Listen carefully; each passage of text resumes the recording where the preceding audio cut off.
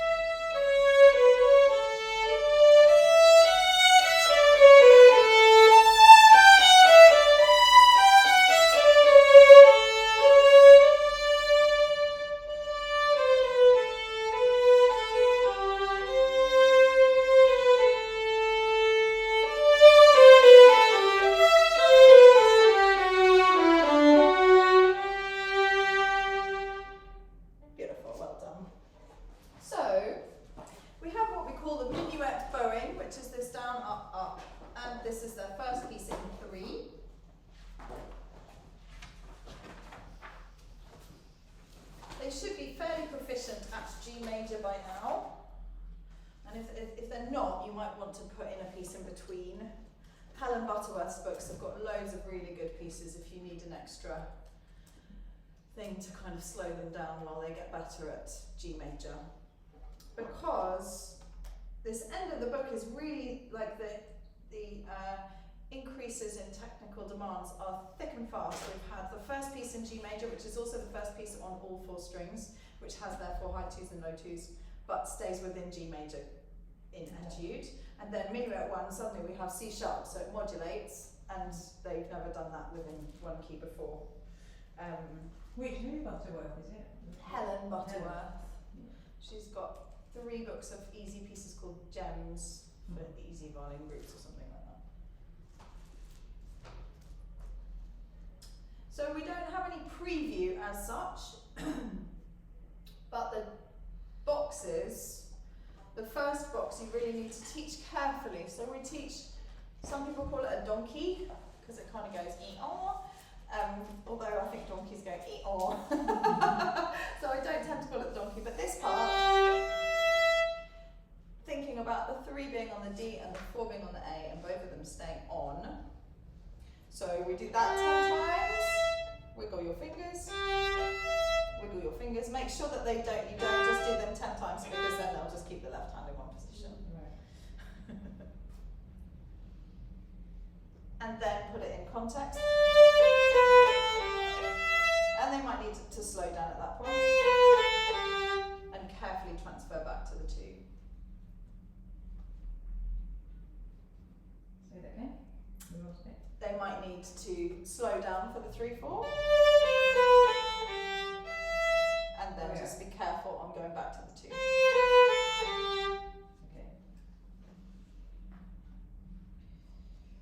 Personally, I tend to write in the blue and red 2s, more for the parent than the child. They're not going to be looking at the music probably, but they might want to and have, it might help them a little bit. What did you say, sorry? The red and blue numbers for the 2s, whether they are high 2 or low 2, according to the finger patterns in fingerboard geography by Barbara Barber.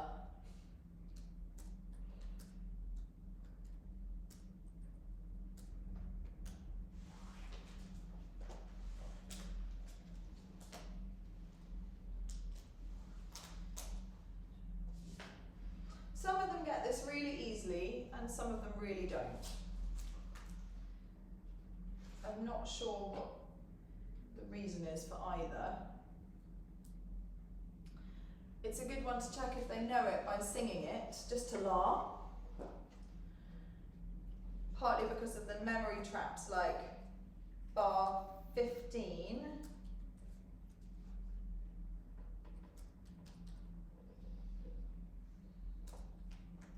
Memory tracks on bar 15. Yeah, so lots of them will want to play because that's what happens on the D and the A, but on the A string, when it's in the E and the A section, it just has the crotchets. Yeah.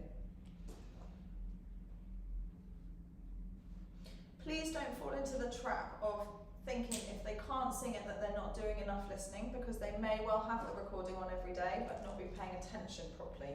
So ask them if they can sing along to it when it comes on. Ask them to play it as to listen to it as part of their practice. So when you need to sit down in your practice, just sit and listen and follow the music on the page is a good idea, or bow in the air. Something to bring the attention to the listening a bit more actively than it has been previously.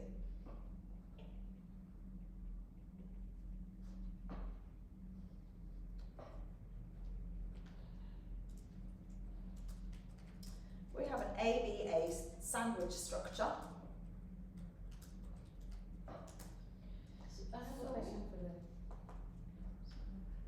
ABA structure, like a sandwich, like lots of their pieces. And you might have fun trying to get them to figure out which ones are and which ones aren't. Yes, Jackie?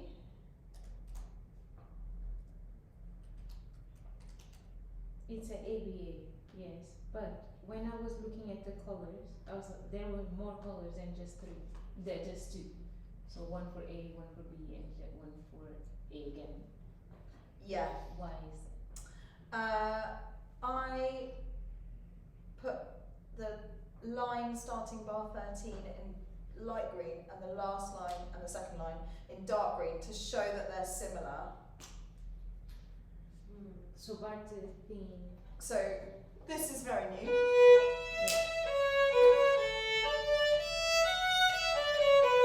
For me, this is part of the B section.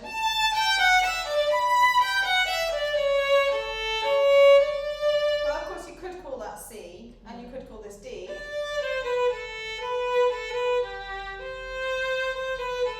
But this is definitely A.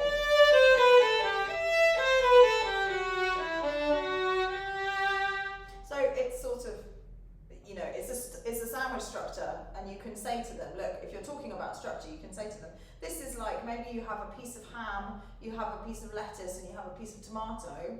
It's still a sandwich. Or you just have a piece of cheese in the middle. It's also a sandwich. Okay. So it just depends how you want to, you know. But the answer is still an ABA. But it's not really A, is it? Roughly. Because it's only half, the second half of A. It's like A2. Which is confusing, because if I was thinking That of a was like that sandwich when I was at structure- home, like looking at it. I was like, but I do understand. Like if I I mean- explain that and someone tells me like, oh, but it doesn't have the first part. So what do I say? You say structure is very rarely, like as you, because this is Bach, it's not going to be ABA like Go Tell It Rhodey. Yeah. Because Go Tell It Rhodey is a super, super simple piece. And even with that, you can say it's A, B1, B2, Yeah. A. Yeah.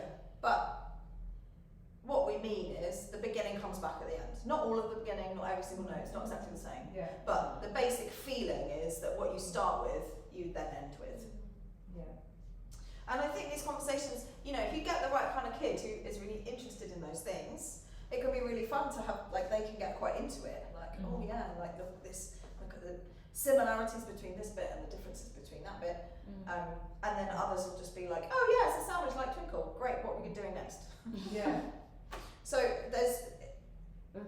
you know, it's just about how kind of deep you want to dive into structure, which for most kids is not very deep at this stage. You know, they're probably 7 or 8, maybe really young if they're born really quickly, maybe even quite old if they're born really slowly. But you know, the average, they're not that structure. For It's us- just a good thing to point out. for us on the teaching point situation, ABA. ABA. Or just sandwich structure if you, it's up to you. Okay.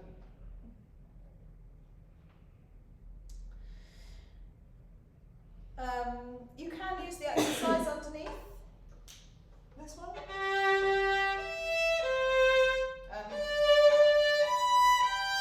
At the bottom of the page, if you want to, same. Sorry.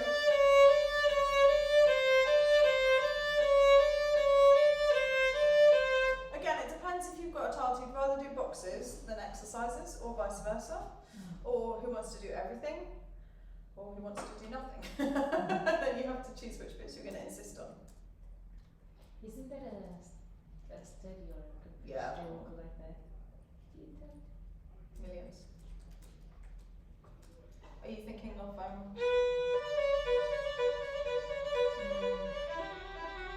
It could, but it was so many ways to give yourself RSI. Okay, let's get back to it. Tick boxes. Bowing.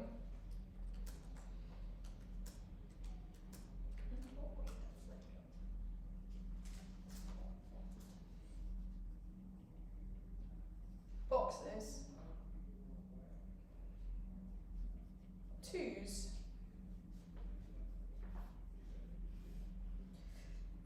Dynamics, maybe later. And memory.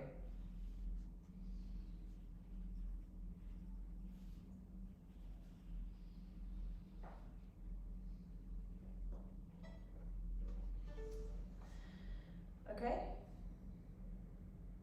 Your other practice box is going to be bar 15, 16 and 17.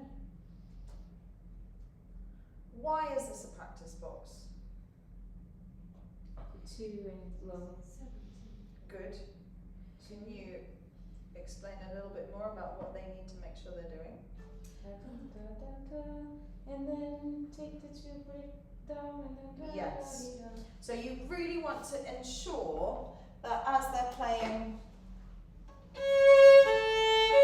they swap. Because otherwise you get this.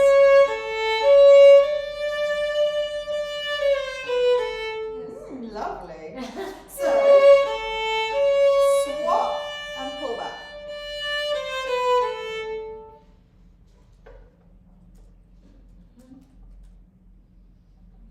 I find it helpful to put in the retakes for the parents. I just use this little circle with an arrow on it. Ah, yeah. I copied it out. Oh yeah. Where is it? Under my thumb. Under my thumb. Under my thumb. Oh, okay. This one I will show you The circle with the arrow for okay, retake, yes. yeah.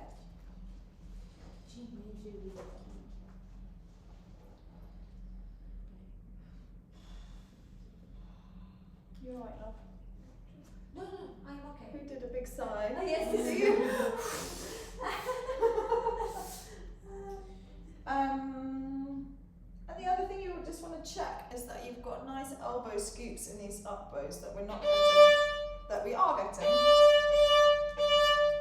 This and not that. What would be a good exercise for that, Sarah? Playing with twinkle. Right, in what key? G. Perfect, yeah. So lots of your students will do.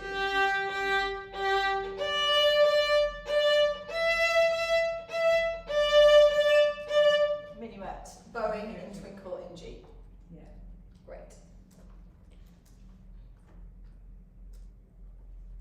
I'm just warning you to remind you all, the doorbell will go shortly and then the dog will go mental. Just so you remember. Don't have a heart attack. Last thing is not really for this. So why twinkle in G on when they practice in D on the bar 1? I don't understand. You tell me. I I didn't understand. You tell me. Why would they want to do it? Why would we want them to do it in G major? Because it's G major. The Yeah. piece is G Yeah. major. Alright. Yeah. And then the last thing is the preview. During Minuet 1, we want preview to start for the first bar of Minuet 2.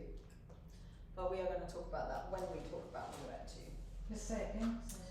During Minuet 1, you want to do the preview for the first 2 bars, really, of Minuet 1. It's a bit like etude, there are lots of steps towards it. So we play.